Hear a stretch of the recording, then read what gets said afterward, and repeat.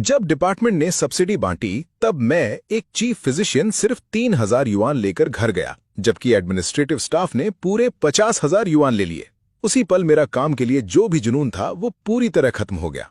उसी दिन से मैंने टाइम पर ऑफिस से निकलना शुरू कर दिया। सिर्फ आधे महीने के अंदर ही हॉस्पिटल में हाई डिफिकल्टी सर्जरीज की वेटिंग लिस्ट सीधा 3 महीने तक पहुंच गई। मैं बस खामोशी से ये सब देखता रहा। इस बार मैंने कुछ ना करने का फैसला किया। रात के 3 बजे भी ऑपरेशन थिएटर की सफेद रोशनी मेरे चेहरे को बिल्कुल बेजान दिखा रही थी। आखिरी स्टिच काट दिया गया। मॉनिटर पर पेशेंट की लाइफलाइन जो कई बार बिल्कुल नीचे गिर चुकी थी, आखिरकार स्टेबल हो गई। मैंने पसीने से भीगा हुआ मास्क उतारा।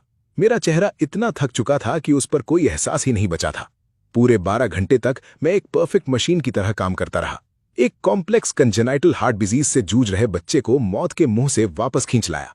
मेरे शरीर का हर हिस्सा टूट चुका था। दर्द से धड़कता हुआ मेरा दिमाग बिल्कुल खाली हो गया था, जैसे सारी ताकत निकल चुकी हो। हेड नर्स झांग जिए मेरे पास आईं और एक एनवेलप देते हुए बोली। उनकी आंखों में साफ साफ हमदर्दी और गुस्सा दिख रहा था। डायरेक्टर चैन, ये इस प्रोजेक्ट की स्पेशल सब्सिडी है, इसे संभाल कर रखिए। एनवेलप बहुत हल्का था, मेरी भारी पड़ी बॉडी के बिल्कुल उलट। मैंने उसे हल्का सा दबाया। उंगलियों के बीच कुछ नोट महसूस हुए। मैंने तुरंत एनवेलप नहीं खोला, बस सिर हिला दिया। भारी कदमों से चेंजिंग रूम गया और सर्जिकल गाउन बदला। ठंडे लॉकर के सहारे खड़े होकर मैंने आखिर एनवेलप खोला। अंदर 3 बिल्कुल नए लाल नोट थे, 3,000 युआन। मेरा हाथ वहीं रुक गया। दिमाग एक पल के लिए बिल्कुल सुन्न हो गया। 12 घंटे की बेइंतहा मेहनत, मौत के किनारे खड़ी एक जिंदगी को बचाना, एक पूरे परिवार को नई उम्मीद देना, और उसका इनाम सिर्फ 3,000 युआन। ये सिर्फ पैसे की बात नहीं थी, ये मेरी बेइज्जती थी, वो भी खुली और बिना किसी पर्दे के। मैं इनपेशेंट बिल्डिंग से बाहर निकला। सुबह की ठंडी हवा मेरे चेहरे से टकराई, लेकिन दिल के अंदर की घुटन को कम ना कर सकी। जब मैं रोशनी से जगमगाती एडमिनिस्ट्रेशन बिल्डिंग के पास से गुजरा तो आधी खुले हुए विंडो से एक घमंडी आवाज सुनाई दी। अरे भाई, प्रोजेक्ट लेना इतना आसान नहीं था। कितनी मीटिंग्स की, कितनी पार्टीज अटेंड की, कितनी ड्रिंक्स पीनी पड़ी, तब जाकर प्रोजेक्ट मिला। ये वांग काई की आवाज थी, एडमिनिस्ट्रेटिव ऑफिस का डायरेक्टर, वही आदमी जो हॉस्पिटल डायरेक्टर का साला था और जिसे स्टेथोस्कोप का आगे और पीछे का फर्क तक नहीं पता था। बोनस भी कुछ खास नहीं मिला, बस 50,000 युआन। चलो इसी से नई कार ले लूंगा, मेरी वाइफ काफी टाइम से देख रही है। मैं यहीं चुपचाप खड़ा रहा।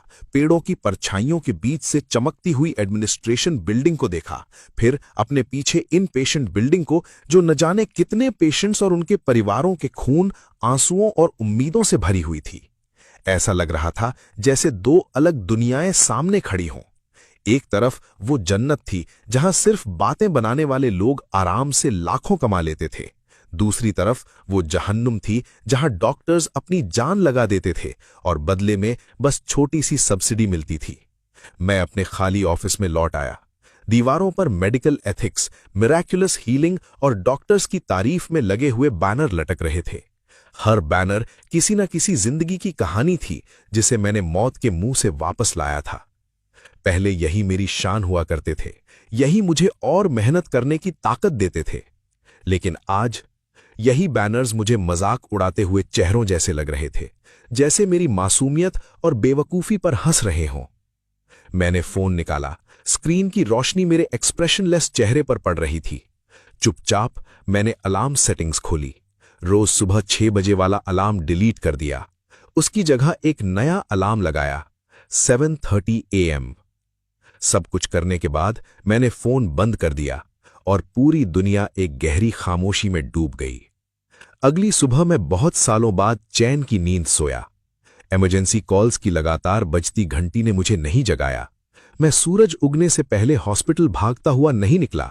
मेरे पास इतना वक्त था कि मैं अपने लिए एक सिंपल सा ब्रेकफास्ट बना सका और अपनी प्राइमरी स्कूल में पढ़ने वाली बेटी के साथ घर से बाहर निकल सका। पेड़ों के पत्तों से छनकर आती धूप मेरे चेहरे पर पड़ रही थी। तब मुझे एहसास हुआ, दिन की रोशनी में इस शहर की सड़कों को देखे हुए मुझे कितना लंबा वक्त हो चुका था। शाम के 5 बजे मैंने अभी अभी एक रूटीन हार्ट बाईपास सर्जरी खत्म की थी। स्कैल्पल रख दिया, व्हाइट कोट उतारकर अपने कपड़े पहने और घर जाने की तैयारी करने लगा। तभी डिपार्टमेंट डायरेक्टर जांग ग्वाडोंग जल्दी जल्दी मेरे पास आए और मुझे रोककर बोले, लिन युआन, कहां जा रहे हो? मैंने सीधा जवाब दिया, घर। वो हैरान होकर बोले, आज रात एक इमरजेंसी कंसल्टेशन है, केस काफी कॉम्प्लिकेटेड है, तुम्हारी जरूरत है। मैंने शांत आवाज में बोला, पिछले 10 सालों से मैं यही करता आया हूं। दिन हो या रात, वीकडे हो या वीकेंड, जब भी हॉस्पिटल को मेरी जरूरत पड़ी मैं हमेशा हाजिर रहा। मैंने घड़ी की तरफ देखा, लेकिन अब ऑफिस का टाइम खत्म हो चुका है। जांग गुआडोंग एक पल के लिए बिल्कुल जम गए, जैसे उन्होंने कोई अजीब बात सुन ली हो। ऑफिस टाइम खत्म? उन्होंने हैरानी से पूछा। लेकिन इमरजेंसी है। मैंने पूछा, क्या पेशेंट की जान तुरंत खतरे में है? क्या इमरजेंसी रिससिटेशन करनी है? उन्होंने सिर हिलाकर कहा, नहीं, अभी पेशेंट्स वाइटल साइंस स्टेबल हैं, बस केस कॉम्प्लिकेटेड है, इसलिए सोचा तुम। उनकी बात पूरी होने से पहले ही मैंने रोक दिया। तो फिर सर्जरी या कंसल्टेशन मेरी वर्किंग आवर्स में शेड्यूल कर दीजिए। मैंने अपना बैग उठाया और उनके पास से निकलते हुए सिर्फ इतना कहा, डायरेक्टर, हॉस्पिटल के रूल्स फॉलो करना भी मेडिकल एथिक्स का ही एक हिस्सा है। यह पहली बार था जब मैं सूरज डूबने से पहले हॉस्पिटल से बाहर निकला। शाम की सुनहरी धूप मेरी लंबी परछाई सड़क पर बिछा रही थी। मैंने गहरी सांस ली। हवा में आजादी की मीठी खुशबू थी। तभी फोन वाइब्रेट हुआ। वीचैट पर मेरे स्टूडेंट लीजे का मैसेज था, टीचर आप ठीक हैं? ये ईमानदार और जज्बाती लड़का डिपार्टमेंट में हुई हलचल से शायद सब समझ गया था। मैंने सिर्फ 2 शब्द रिप्लाई किए, मैं ठीक हूं। फिर एक और मैसेज भेजा, तुम भी थोड़ा आराम कर लो। उसके बाद मैंने फोन बंद कर दिया और हल्की सी मुस्कान आ गई। हां, मैं बिल्कुल ठीक था। बहुत जल्द परेशानी मेरी नहीं, उनकी होने वाली थी। मेरा रोज टाइम पर हॉस्पिटल से निकलना शुरू में एक शांत तालाब में फेंके गए छोटे से पत्थर जैसा था। सिर्फ कुछ हल्की सी लहरें उठी, लेकिन सिर्फ एक हफ्ते के अंदर वो छोटी लहरें एक तेज तूफान बन गईं। कार्डियक सर्जरी डिपार्टमेंट की पूरी शेड्यूल मेरी हाई डिफिकल्टी सर्जरीज से भर चुकी थी। अपॉइंटमेंट्स 1 महीने तक फुल हो गई थी। इसका मतलब था कि जिन पेशेंट्स को जल्दी ऑपरेशन की जरूरत थी, उन्हें कम से कम 3 हफ्ते और इंतजार करना पड़ेगा। हार्ट डिजीज के पेशेंट्स के लिए हर एक दिन की देरी मौत का खतरा और बढ़ा देती है। उसी दोपहर मैं ऑफिस से बाहर निकला ही था कि एक मिडिल एज्ड औरत ने मेरा रास्ता रोक लिया। उनकी आंखों में आंसू और बेचैनी थी। डायरेक्टर चैन, मेरे पिताजी की सर्जरी जल्दी क्यों नहीं हो सकती? वो इतना लंबा इंतजार नहीं कर सकते। मैं कुछ बोलता उससे पहले ही लीजे आगे बढ़ा और हमें अलग कर दिया। आंटी प्लीज शांत हो जाइए, हम बात करते हैं। औरत जोर से बोली, डॉक्टर की सर्जरीज अचानक इतनी फुल कैसे हो गई? मैंने सुना है पहले तो ऐसा कभी नहीं होता था। उनकी आवाज सुनकर कॉरिडोर में मौजूद बाकी पेशेंट्स के परिवार भी इधर देखने लगे। एक पल में सबकी नजरें मुझ पर टिक गईं। हर चेहरे पर सिर्फ सवाल और हैरानी थी।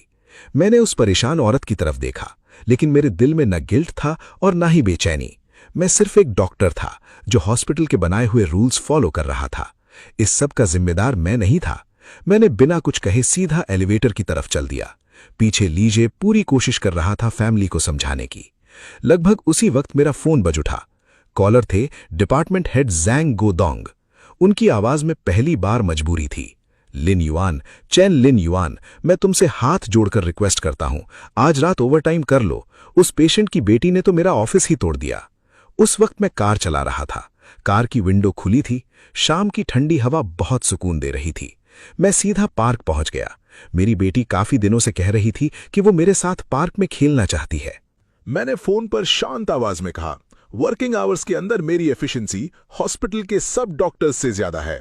ज़ैंग गुओडोंग बोले, हाँ मुझे पता है, सबको पता है, लेकिन अभी ये बात करने का वक्त नहीं है। मैंने उनसे सीधा सवाल पूछा, क्या मेरी बेटी का बचपन बिना बाप के गुजरना चाहिए सिर्फ इसलिए कि हॉस्पिटल की मैनेजमेंट की कमियां मैं अपनी पर्सनल लाइफ सैक्रिफाइस करके पूरी करता रहूं? फोन के दूसरी तरफ गहरी खामोशी छा गई। मैंने बिना कुछ और कहे कॉल